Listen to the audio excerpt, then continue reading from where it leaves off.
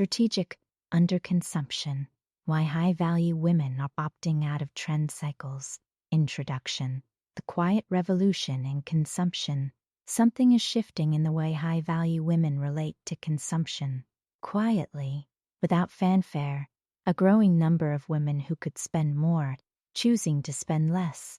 Not out of necessity, not out of deprivation, but out of a clear-eyed recognition that consumption as currently practiced, driven by trend cycles, social comparison, and marketing designed to manufacture desire, is not aligned with their actual values or their long-term financial goals.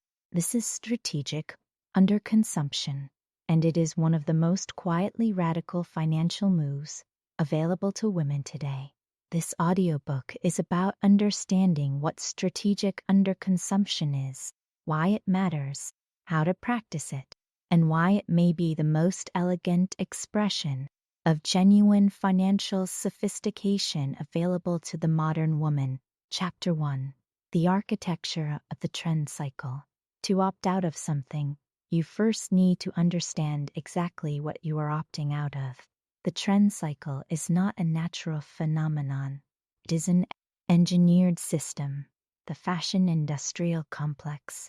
The modern fashion industry generates revenue by convincing consumers that what they owned last season is no longer desirable. The trend cycle, once operating on roughly annual rhythms of spring and fall collections, has accelerated dramatically with the rise of fast fashion and social media, to the point where some platforms refresh micro-trends weekly. This acceleration has a specific and intended effect: chronic dissatisfaction with what you own, and a constant sense that you are behind, outdated, or missing something that would make your wardrobe, your home, your life feel complete. This manufactured dissatisfaction is not a side effect of the fashion system, it is the product. Without it, the cycle stops. The social media amplification machine. Social media platforms amplify the trend cycle by creating environments in which consumption is performed, curated, and displayed. The haul video, the outfit of the day, the new purchase unboxing. These formats transform consumption into content, giving each purchase a social dimension that extends its value beyond the object itself. The person who buys the trending item does not just acquire a product, they acquire social currency, relatability, a shared reference point with a community, the feeling of being current, of being in the know. The social dimension makes the trend cycle particularly hard to resist, because resistance feels, at some emotional level, like opting out of community, like being behind, like missing the joke. Understanding this mechanism is the first step to seeing through it. The manufactured obsolescence of self. Perhaps the most insidious feature of the trend cycle is that it does not just manufacture obsolescence in products, it manufactures obsolescence in the self. The implicit message is not just that your clothes are out of date, it is that you are out of date. The well-dressed woman becomes a moving target. The version of her that was stylish last year is not good enough this year. The goalposts are always moving, by design, to ensure that arrival is always just one purchase away. Chapter 2. What strategic underconsumption is. Strategic underconsumption is not minimalism for its own sake. It is not anti-fashion or anti-beauty. It is not about performing austerity or embracing scarcity as a virtue. It is the deliberate decoupling of your consumption choices from the trend cycle, and the realignment of those choices with your own values, your genuine aesthetic, and your long-term financial and personal priorities. The 4 principles. The first principle is intentionality. Every purchase is a deliberate choice, evaluated against clear criteria, rather than a response to external pressure, social comparison, or manufactured desire. The second principle is quality over quantity. Investment in fewer, better things that will serve you well for years rather than a constant rotation of trend-driven items. The third principle is authentic aesthetic, the development of a personal style that reflects who you actually are, rather than who a trend cycle tells you to be. A signature aesthetic is timeless precisely because it is genuinely yours. The fourth principle is financial sovereignty, the recognition that every dollar not spent on trend-driven consumption is a dollar available for investment, experience, security, and the things that actually matter to you. Chapter 3. The financial case for underconsumption. The financial mathematics of opting out of trend cycles are striking. The true cost of trend participation. Most people significantly underestimate how much they spend on trend-driven consumption. They see individual purchases as modest, but the cumulative effect of following trends across clothing, beauty, home decor, technology accessories, and lifestyle products is often substantial. When you add the psychological cost, the time spent shopping, browsing, comparing, returning, the cost is even greater. Attention, decision-making capacity, and emotional energy are finite resources, and the trend cycle is designed to consume them. The investment opportunity cost. Every dollar spent following a trend is a dollar not invested.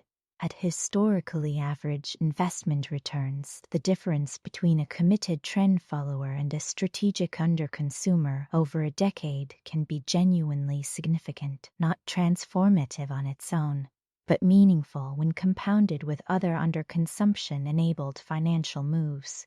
The depreciation reality fashion items are among the fastest depreciating assets in modern consumption. The item that costs $200 today is worth almost nothing in a year, both in resale value and in trend currency. This is a terrible return on any financial investment.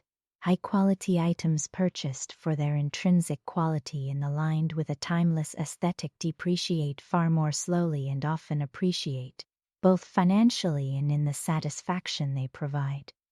Chapter 4. Building your strategic underconsumption practice. Opting out of the trend cycle is not a single decision. It is an ongoing practice that requires clarity, intention, and occasional active resistance. The personal aesthetic audit. Begin by auditing your actual aesthetic versus your trend-driven behavior. What do you reach for consistently when you get dressed? What pieces make you feel most authentically yourself? What have you bought in the last 2 years that you rarely wear? This audit often reveals a significant gap between your genuine aesthetic and your trend-driven purchases. The genuine aesthetic is stable and satisfying. The trend-driven purchases often feel exciting at the point of purchase and hollow shortly afterward. The desire audit. Before any significant purchase, conduct the desire audit. Ask, is this desire genuinely mine, or was it created by a specific marketing message, a social media post, or a trend cycle? Have I wanted this consistently, or is this desire new and trend-linked? How will I feel about this purchase in 6 months, in 2 years? These questions do not eliminate desire. They clarify it. Genuine desire, desire that reflects your actual values and aesthetic, survives these questions. Manufactured desire often does not. The investment mindset for possessions approach. Significant purchases with the mindset of an investor. What is the quality of this item? What is its likely useful life? What does the cost per use look like over time? Is this a trend-driven purchase or a quality investment? This investment mindset naturally filters out trend-driven consumption. It creates a framework in which the obvious quality investment consistently wins over the exciting but fleeting trend item. Chapter 5. The Identity and Social Dimensions. Strategic underconsumption has profound implications, not just for your finances, but for your identity and social relationships. The clarity of a defined aesthetic.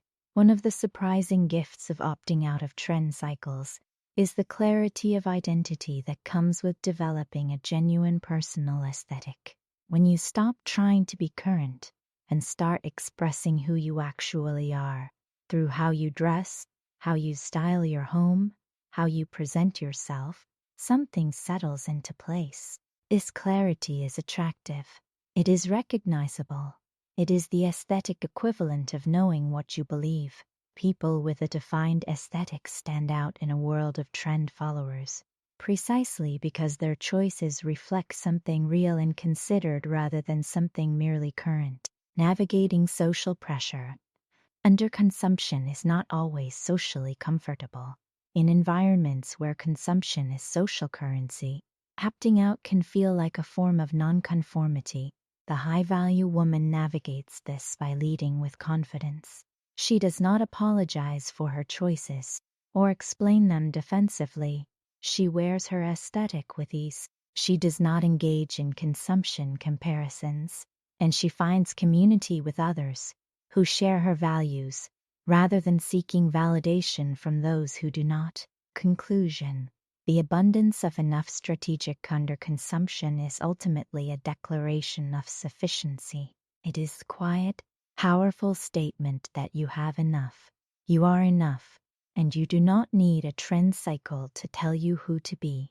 This is not resignation or deprivation. It is a form of radical abundance. The abundance of a life filled with things you genuinely love and use. The abundance of a financial life, not drained by manufactured desire. The abundance of an identity that is genuinely your own. The women opting out of trend cycles are not missing out. They are freeing themselves, freeing their finances, their attention, their time, and their identity for the things that actually matter.